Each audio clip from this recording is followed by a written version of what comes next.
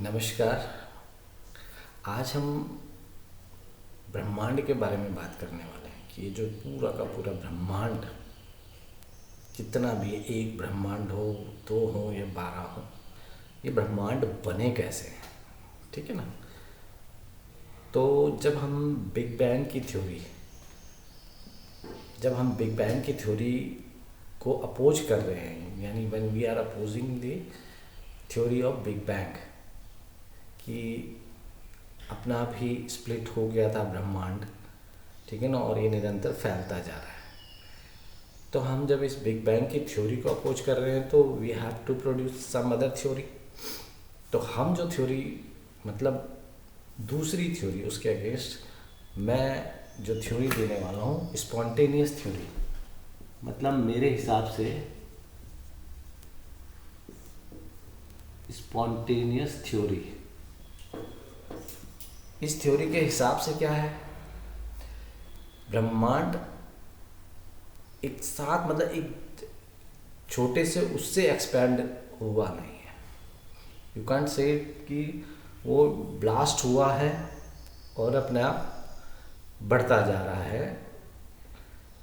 तो वो वाली बिग बैंग वाली थ्योरी नहीं, लेकिन एक छोटे से पार्टिकल से शुरू होता है ये, ठीक है ना। उसको कहते हैं स्पॉन्टेनियस। मेरे हिसाब से कंटिन्यूअस प्रोसेस है जो होता रहता है, ठीक है ना। और फिर समाप्त होता है, फिर शुरू होता है, फिर समाप्त होता है, फिर शुरू होता है, ठीक है ना। और इस तरह से ब्रह्मांडों की रचना होती है, ठीक है ना। एक तो ये बात है, ठीक। तो इसको पूरा, जब व्हेन वी से कि स्पॉन्टेनियस थ्योरी है, तो इस स्पॉन्टेनियस थ्योरी में जब मैं इसको एक्सप्लेन करना चाहूँगा, ब्रह्मांड बनाएंगे जब हम, यानी उसमें कितने सारी चीज़ें, सब चीज़ इंक्लूड होंगे, फोर्सेस वगैरह सब चीज़ इंक्लूड होने वाली हैं उसमें, कैसे बनता है, वो सारी चीज़ें अभी आने वाली है। तो वो तो जब हम बताएंगे, वो तो बताएंगे, लेकिन एक समांतर ब्रह्मांड की थ्योरी भी यहीं से जस्टिफाई होने वाली है। तो एक तो विराट रूप होने वाला है और एक उसका सूक्ष्म रूप होने वाला है। यानी आप इस ब्रह्मांड में, आपकी एग्जिस्टेंस दो रूप में होने वाली है। या तो आप पूरे के पूरे एक साथ ब्रह्मांड विराट रूप होने वाला है आपका, और उसी का एक छोटा रूप भी होने वाला है, यानी समांतर ब्रह्मांड अगर कहेंगे। अगर आप लाइट एनर्जी में हो तो आपका बहुत बड़ा रूप होने वाला है, और अगर आप डार्क एनर्जी में हो, कहीं एग्जिस्ट कर रहे हो, तो आपका एक छोटा रूप होने वाला है, ठीक है ना। यानी दो रूप तो आपके होने ही वाले हैं, ठीक है ना। एक बड़ा रूप और एक स्प्लिटेड रूप जो बहुत छोटे रूप में होगा, ठीक है ना। तो स्पॉन्टेनियस थ्योरी में ये सब कवर होने वाला है। एक तो ये बात है। दूसरा, मैंने एक बात कही थी कि शिवलिंग, जो यहाँ पर ज्योतिर्लिंग के नाम से जाने जाते हैं, ठीक है ना, यानी शिवलिंग जिसे कहते हैं।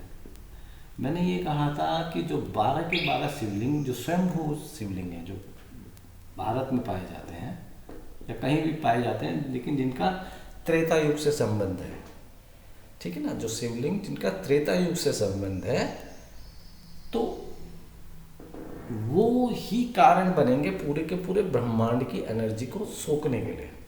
तो जितनी यूनिवर्स में एनर्जी है, ये जो है, ये ज्योतिर्लिंग ही उन एनर्जी को खींच लेंगे, ठीक है ना।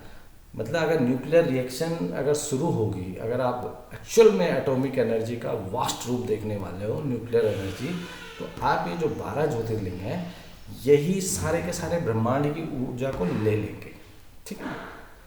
ये बिल्कुल प्रूफ हो जाएगा। ऐसा नहीं है कि, देखिए, धर्म विशेष से मेरा तो कोई मतलब ही नहीं है। मैं जो सच फैक्ट करने वाला हूँ, विज्ञान से, मतलब तार्किक, अगर मैं कोई शब्द अगर प्रोड्यूस कर रहा हूँ तो इसका मतलब उसका तर्क से कोई ना कोई संबंध होना चाहिए, यानी उनका विज्ञान भी होना चाहिए। अगर उसका विज्ञान नहीं है तो मैं समझ रहा हूँ भ्रम फैला रहा हूँ, यही तो प्रूफ होगा। तो मैं इसके तार्किक सब वो देने वाला हूँ विज्ञान से समेत, ठीक है ना।